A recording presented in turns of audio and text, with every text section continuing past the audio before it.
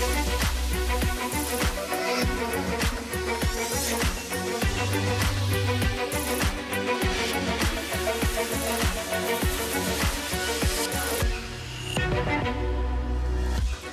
morning. It is Tuesday, the 16th of June. I'm Maeve McMahon, and this is Europe Today, your daily dose of news and analysis with a European take.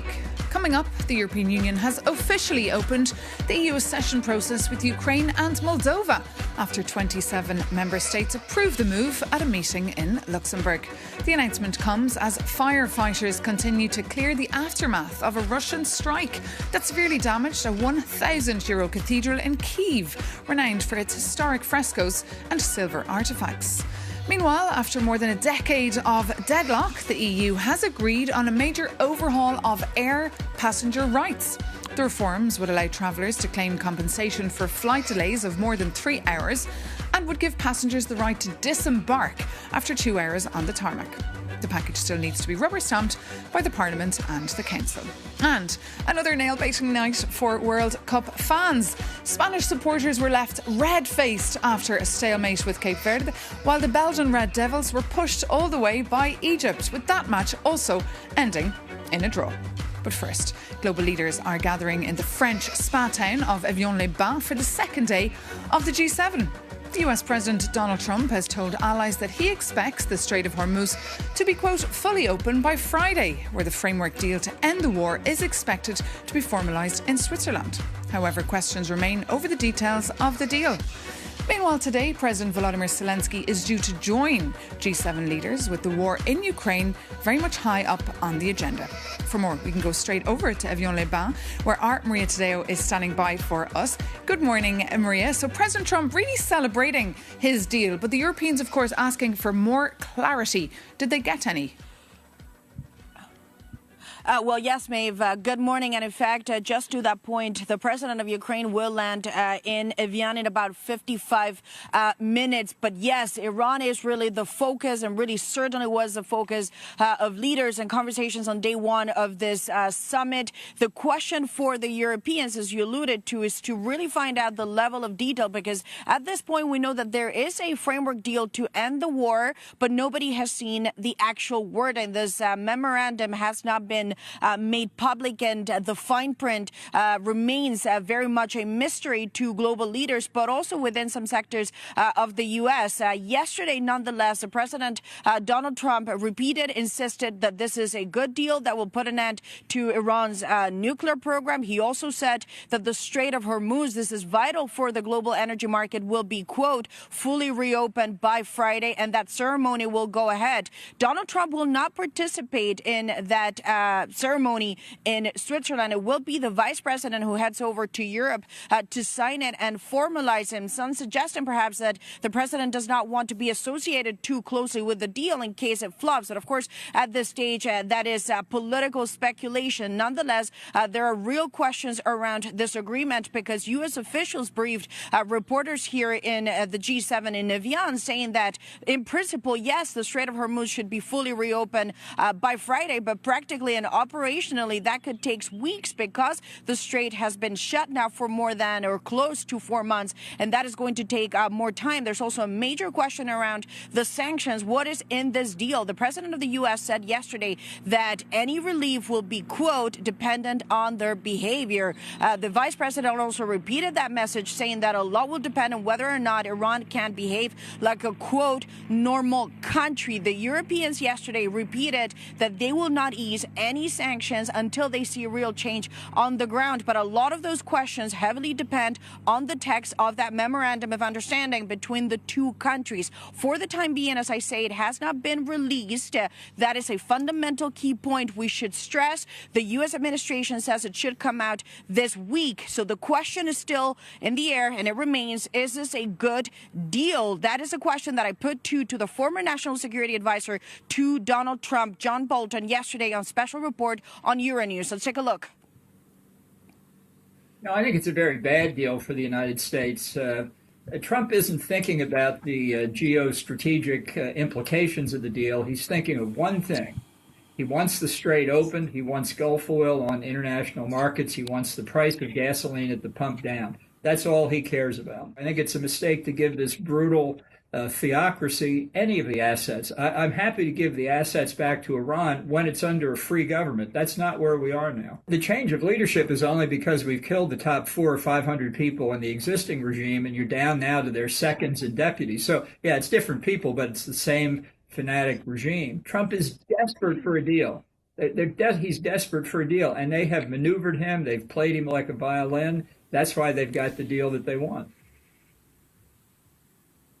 And that is, of course, John Bolton speaking to Euronews, saying that this is a deal with one goal in mind, and that is to bring down oil prices. And he is not wrong to some extent, because the U.S. president also doubled down on that message, repeating that oil prices will come down and the stock market is up because of this deal. But as I say, two fundamental questions in terms of the sanctions, but also the program, the nuclear enrichment program. Who is going to monitor that it is dismantled? The other piece of breaking news that I want to give to you now live is the president of the U.S. has also put out a statement on Social Truth, his social media, saying that any reports that the U.S. will pay $300 billion to reconstruct Iran is, quote, fake news. But this goes back again to some of the questions around the wording in this deal, because it seems, however, that in the text there will be a reference to countries wanting to invest in Iran, which has been heavily bombed for 3 months. But the U.S. president repeating this morning, not a single cent of U.S. money will go into Iran. But as I mentioned, major questions around the fine print of this deal, which for the time being, nobody has seen. And Marie, as you said, President Zelensky arriving imminently. Will President Trump play ball there? Well, that's another big question. And Maeve, yesterday, the president of the U.S. said that with Iran now, quote, done, he will focus on Ukraine. The Ukrainian president is expected to land here, as I say, in 55 minutes. I asked a member of his cabinet of President Zelensky whether the Ukrainians still believe a bilateral meeting is still possible. And this official told me, quote, sure, it is still possible. And I should also update you now with some comments from the office of the president of Ukraine, saying that President Zelensky will have, for the time being, bilateral meetings with the German chancellor, of course, with the French president, the head of the IMF, the UK prime minister, and the Canadian prime minister. But the big question is whether or not there will be that one-to-one with President Trump, who yesterday seemed to indicate that now he will have the time to focus back on Ukraine. For the Ukrainians, the goal will now be to step up pressure on Russia and to take a hard line on Russia in these negotiations. Also, a cryptic message from President Zelensky yesterday, who said that an invitation had been extended to Vladimir Putin, but he decided not to show up. Unclear who extended the invitation. OK, Maria Tadeo, thank you so much for that live broadcast there from Evian-lе-Ben. We also have a live blog running all day on the G7, so visit yournews.com for that. And Maria will be live tonight at 7 local time for a special report. But now from Evian to Luxembourg, where EU foreign ministers have officially endorsed the opening of Ukraine and Moldova's first step to joining the bloc. For more, let's bring in Euronews' Mairead Gwynne-Jones. Well, Maeve, Ukraine taking a leap forward in its bid to become a member of the EU here in Luxembourg yesterday, opening the first phase of accession talks. And of course, President Zelensky has in the past framed this as critical for Ukraine's security guarantees. I spoke to Ukraine's Deputy Prime Minister Taras Kashka yesterday, who said that this is also critical for Europe's future security and for protecting it against future aggression from Russia. Of course, this came just ahead of that expected meeting between Volodymyr Zelensky and Western leaders, including President Trump, at the G7 summit later today. I caught up yesterday also with the Polish Foreign Minister Radosław Sikorski and asked him about Zelensky's claim that Russia's Vladimir Putin had refused to come to the G7 summit for direct talks with him, and what that said about Russia's appetite for peace. Putin says he wants a peace that respects historical rights of Russia. Let me remind you, he started this war on the pretext with the ideology of claiming that Kiev is a Russian city. He's now bombing, destroying this Russian city, supposedly, and he has just hit the oldest monastery in Ukraine. When this monastery was already a famous place, Moscow didn't even exist.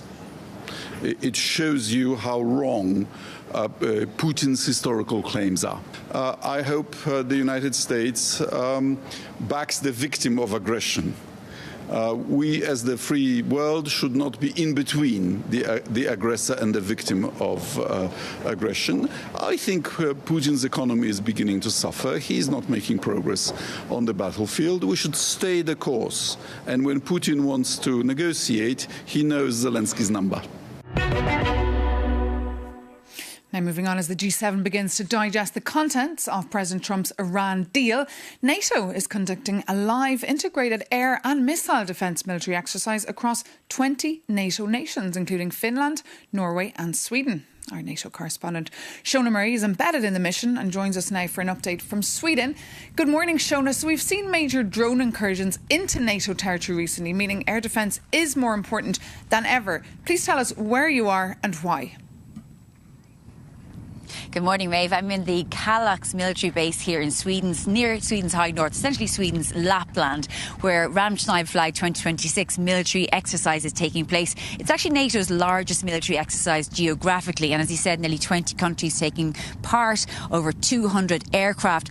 And what this is a simulation of a potential aggression from Russia or any other enemy into NATO airspace, where that enemy occupies the airspace. So NATO has to respond. This is really what it would be like in the first days of an Article 5 situation. You have obviously combat aircraft like F-35s here. You have other different types of aircraft that are there for reconnaissance, surveillance and so on. So this is what it would look like if there was Russian aggression. Now, of course, as you mentioned there, air interception and air defence is crucial at the moment for NATO, given those incursions in Romania over the past few weeks and all across the airspace. It's also crucial for Europe to step up in this area, because we know that the United States is withdrawing some of its combat aircraft, such as the F-35 and the F-16s. Maves? And Shona, what is the consensus among NATO military personnel about the threat from Russia now? And of course, is there relief over the Iran deal or the framework of the deal? Well, indeed, speaking to many military people here at NATO, there is a cautious relief about the Iran deal, given that many NATO countries have had to send assets into the region, whether it's minesweepers or other assets such as frigates. So that might ease off the pressure on NATO somewhat. But as we've heard all day over the past couple of days, the devil really is in the detail. And of course, NATO's perspective is that Russia is its key priority. So at least it may take the pressure off if there's nobody forced to send more assets into the area. But also there's a consensus here, and I've seen it for the first time in a long time, that there's quite a lot of optimism about Ukraine's prospects within the war, given the advances when it comes to drone technology. So NATO breathing a bit of a sigh of relief, but obviously very cautious. Maeve? OK, Shona Murray, thank you so much for that live update there. From Sweden, and also digesting news of that framework for US-Iran peace deal, are MEPs gathering this week in Strasbourg. Oil prices already fell sharply after the announcement, and European stock markets reacted positively. For more, let's bring in Javier Moreno, Spanish member of the European Parliament. Good morning. So the full terms, of course, of the deal are not yet public. So some impacts, of course, remain very uncertain. But what is the initial reaction from the European Parliament there to the tentative deal? Yeah, we will have a debate today. And the end of a war is a good news, always a good news. But this war, let me come back to the beginning, was an illegal war and a nonsense, because, and we oppose, as Social Democrats and Socialists, we oppose to this war. President Pedro Sanchez opposed to this war, because what was the purpose of this war?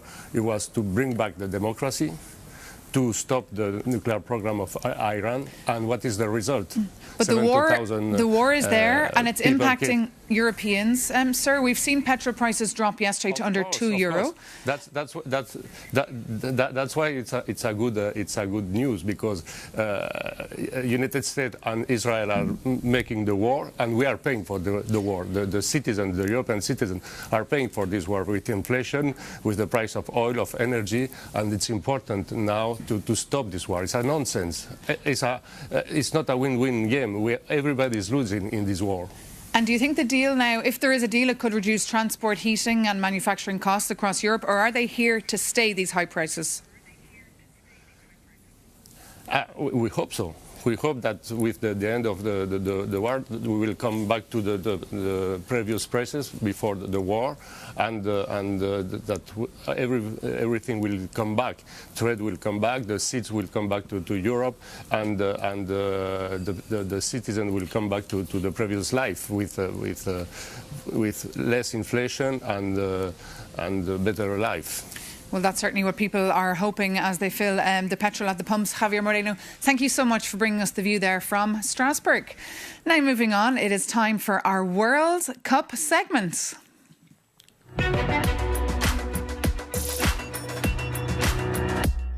And for this, I'm joined, of course, here on set by Euronews' Vincenzo Genovese. So tell us what story we're looking out for today or tonight. Well, the story of the night, yesterday night, was, of course, the miracle of Atlanta. Cape Verde held Spain to a 0-0 draw, and the hero of the night was the goalkeeper, Vozinha. His real name is Josimar Diaz. Vozinha means grandma in Portuguese, because when he was a child, he was playing with friends, and he didn't like to lose, so he would say to go to cry to his grandmother, so that's why Vozinha. But yesterday he had really joyful moments, and he also got emotional at the end of the game. But what about Spanish supporters? It was a bad night for them. Yes, indeed, and Spanish press was also has no mercy today for the Spanish team. I think that the Spanish coach Luis de la Fuente underestimated his opponents, and Mikel Oyarzabal, the Spanish striker, was the only player ever to have played 30 minutes in a World Cup game without touching the ball once. And what about Belgium and the Red Devils? Well, Belgium also disappointing starting 1-1 with Egypt. Belgian team always comes with great expectation to World Cup. And for the vibes in Brussels, we sent our reporter Anna Leal. If you recognize this little guy, you know we are in Belgium, one of the 16 European countries participating in this year's World Cup. They have never won it, but do they have a chance this time? Let's go ask some Belgians. Quarterfinal would be already an achievement, but semi-final would be...